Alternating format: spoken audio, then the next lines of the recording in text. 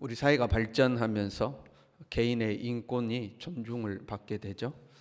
바람직한 것입니다. 과거에는 인권이라는 것이 없었죠. 여자라고 무시당하고, 가난하다고 무시당하고, 못 배웠다고 무시당하고, 어리다고 무시당하고, 이제 무시당한 거죠. 그러나 이제 세상이 발전해 갈수록 그러한 것들과 상관없이 한 인격체로서의 인간을 존중하게 되는 거죠. 인권이 존중되는 건 좋은 건데 부작용도 생깁니다. 그 중에 하나가 자기 권리에 대한 집착이 생깁니다.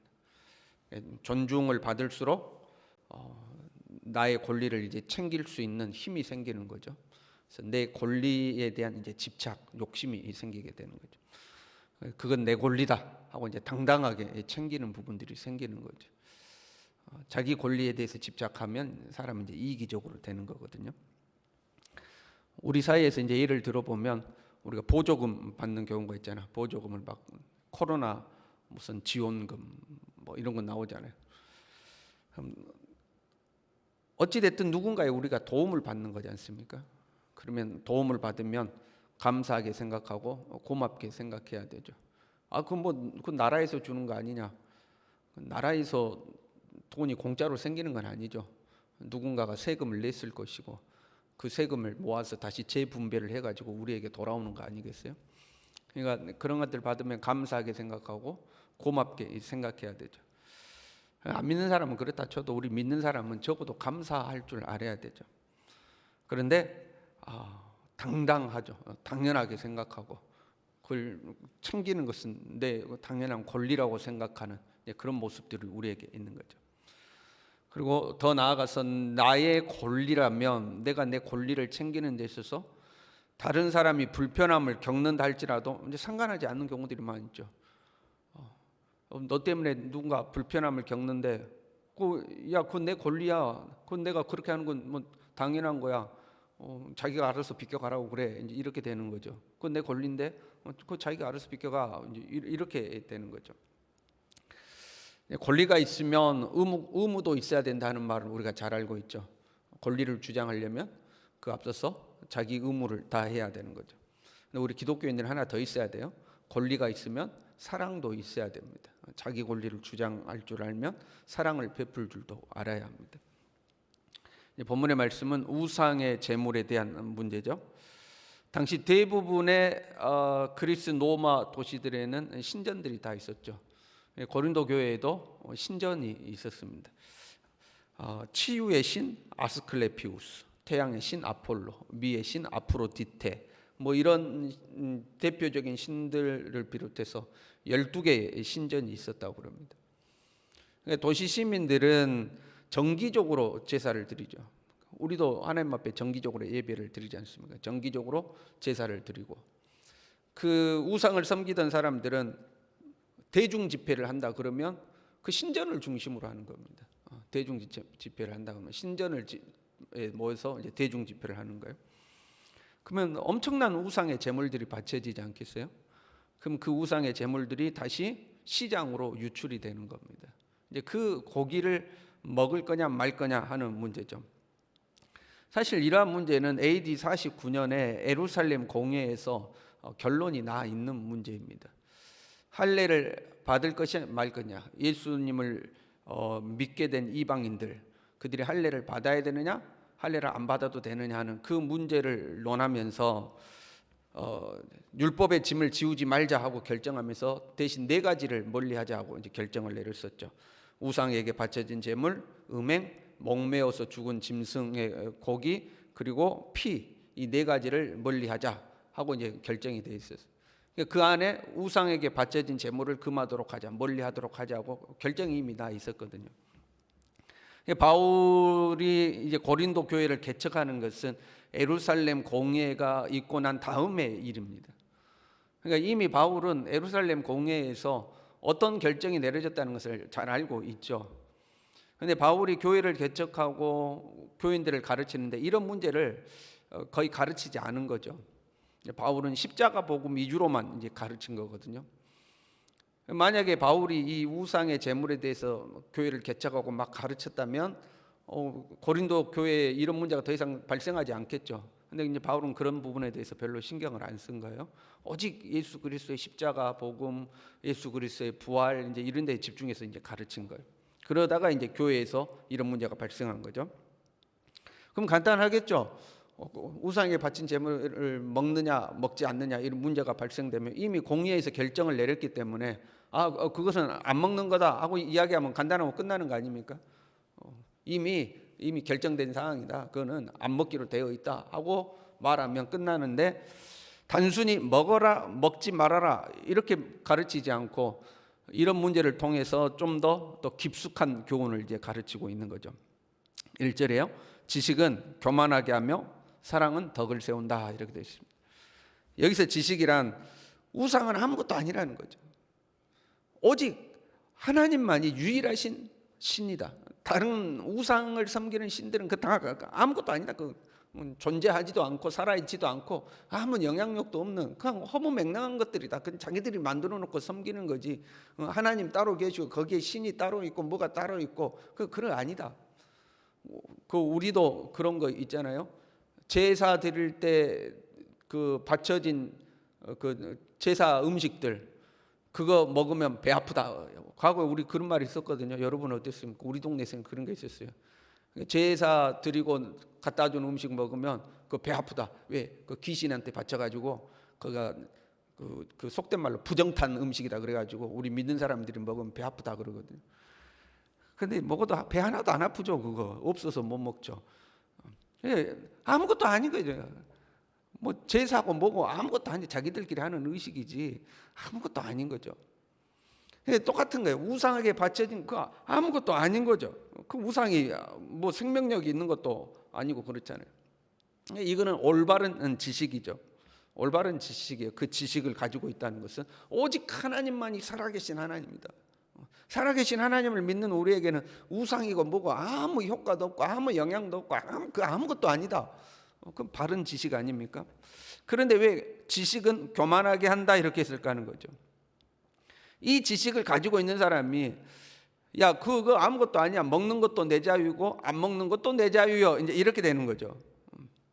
이런 지식이 없는 사람들이 야 우상에게 바친 제물이야. 우상에게 바친 제물 먹으면 안 돼. 야 네 부정타면 어떡 하려고 그래? 네 배 아프면 어떡 하려고 그래? 네 영적으로 안 좋으면 어떡 하려고 그래?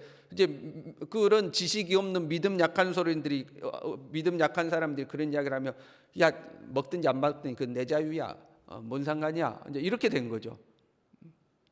차분하게 가르쳐주고 이렇게 설명해주고 그런 게 아니고 그건 내 자유야 이렇게 되는 거죠. 그건 내 자유야. 여기서 말하는 자유, 9절에가 자유라는 단어가 나오잖아요. 9절에 보면 그런즉 너희의 자유가 믿음이 약한 자들, 그 자유라는 단어가 권리라는 의미입니다. 권리. 그건 내 권리야 그 말이에요. 네가 왜 상관해? 내가 먹든지 말든지 내 권리야. 내 자유야, 내 권리야 이제 이렇게 돼 버리죠. 내 권리를 챙기다가 믿음 약한 자가 상처를 받고 실족할 수도 있음에도 불구하고 그건 지 문제고 나는 내 자유 챙길 거야, 내 권리 챙길 거야 이제 이렇게 된 거죠. 그래서 지식이 교만하게 만든다 이렇게 말한 거예요. 이것은 마치 뭐와 같냐면 가하냐 불가하냐를 따지는 것과 같은 거예요. 모든 것이 가하나 모든 것이 유익한 것은 아니면 이렇게 말씀했었잖아요. 가하냐 불가하냐 그걸 따지는 것은 자기 욕심을 채우고 싶어서 그런 거라고 말씀드렸잖아요. 이게 가하냐 불가하냐 죄냐 아니냐는 것은 사실 하지마 그러면 안 하면 끝나는 건데 죄냐 아니냐 이거 따지는 것은 그거 하고 싶어서 그런 거거든요. 자기 욕심이거든요. 그것과 같은 모습이죠. 남이 어떻게 되든지 간에 나는 내 권리를 챙기겠다는 이기적인 모습이죠. 그걸 교만이라고 그러는 거예요. 마치 아담과 하와가 내가 하나님과 같이 되겠다, 내가 어떤 것을 결정하는 주권자가 되겠다고 하는 그 모습과 똑같은 거예요. 그걸 성경은 교만이라고 지적하고 있는 거죠. 그래서 지식은 교만하게 만든다. 대신 사랑은 덕을 세운다 이렇게 되어 있어요. 덕을 세운다는 것은 나보다도 남을 생각하는 거죠. 나의 이익을 챙기는 것이 아니라 다른 사람을 유익하게 하느냐 공동체를 유익하게 하느냐 가하냐 불가하냐가 아니고 유익이 되느냐 유익하지 않느냐 이걸 생각하는 마음이죠. 내가 이렇게 하면 이것이 내 영혼에 유익한가? 내가 이렇게 하면 이것이 다른 사람에게 유익한가? 내가 이렇게 하면 이것이 교회에 유익한가? 이것을 먼저 생각하는 거죠. 그게 덕을 세운다, 그런 의미죠. 권리를 챙기는 사람은 욕심을 포기하지 않죠. 그건 내 권리야. 그건 뭐냐면 내 욕심 채우겠다는 거죠. 내 권리야. 그러니까 권리를 추구하는 사람은 자기 욕심을 챙기는 거죠. 그러나 사랑을 쫓는 자는 자기 권리를 포기하죠. 그 내 권리 맞지만 내가 이렇게 하는 것이 덕을 세우는 거야. 그 내 권리 맞지만 그걸 내려놔야 다른 사람이 유익하게 되는 거야. 사랑을 쫓는 자는 자기 권리를 내려놓는 거죠. 그래서 13절에요. 만일 음식이 내 형제를 실족하게 한다면 나는 영원히 고기를 먹지 않겠다. 그 고기를 먹을 수 있는 건 내 권리단 말이에요. 그러나 이것 때문에 다른 사람이 실족하게 된다? 그럼 나 그 고기 안 먹겠다 하는 거죠. 사랑을 쫓으면 자기 권리를 포기하게 되는 거죠. 여기까지 해서 설교를 마치면 아주 아름다울 것 같은데, 여러분 포기하고 사십시오, 내려놓고 사십시오, 그러면 되잖아요. 근데 여기에도 맹점이 있습니다. 여러분 한번 생각해 봐요. 이거를 악용하는 사람들도 있고요. 그럼 내가 뭔가 하려고 하면 네가 그렇게 하면 내가 시험 들잖아, 이렇게 하면. 그렇잖아요, 여러분. 다른 사람을 위해서 내 권리를 포기해야 돼요. 네가 그렇게 하면 시험 들잖아. 아무것도 못하게 됩니다. 그걸 악용하게 되는 사례들이 생기는 거죠. 교회에서 우리가 많이 듣는 표현들도 그렇죠. 목사님 이번에 무슨 행사하는데 아무개 집사가 시험 들었대요. 뭐 이렇게 해가지고 시험 들었대요. 이렇게 해서 상처받았대요. 저렇게 해서 상처받았대요.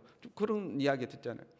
교회 내에서뿐만 아니라 안 믿는 사람도, 교회가 이번에 뭐 했더니 안 믿는 사람들이 이렇게 이야기해요, 안 믿는 사람들이 이랬대요, 이런 이야기 하잖아요. 이 사람들을 고려하고 안 믿는 사람 고려하고 누가 시험 들었다고 고려하고 누가 상처받았다고 고려하고 이것저것 다 고려하다 보면요 아무것도 할 수가 없어요. 또 사람들 중에 꼭 이런 사람이 있어요. 약자 편에 서는 것이 정의라고 생각하는 사람들이 있어요. 그래서 이 사람이 시험 드는데 그거 그렇게 하면 안 되지 않습니까? 안 믿는 사람들이 이렇게 말하는데 그건 이렇게 하면 안 되지 않습니까? 꼭 그렇게 하는 사람들이 또 나와요. 그럼 잘못 알고 있는 것은 가르쳐서 성장을 시켜야 될 필요가 있죠. 그 사람을. 그렇잖아요. 우리가 자녀를 키울 때 너무 어려가지고 말귀를 못 알아먹을 때 있잖아요. 막 1살, 2살 때 울어 제끼고 막 그럴 때 있잖아요. 그럼 그 사람들은 그냥 얼르고 달랠 수밖에 없어. 어린 아이들은 말로 해서는 안 되니까요.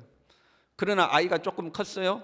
그러면 아이들을 때로는 혼도 내야 되고 가르쳐야 되고 뭐 타일러야 될 때도 있고 뭐 그런 거죠. 그러면서 아이가 성장하는 거죠. 언제까지나 아이가 아이로 있어서는 안 되죠. 어느 정도 성장할 필요가 있죠.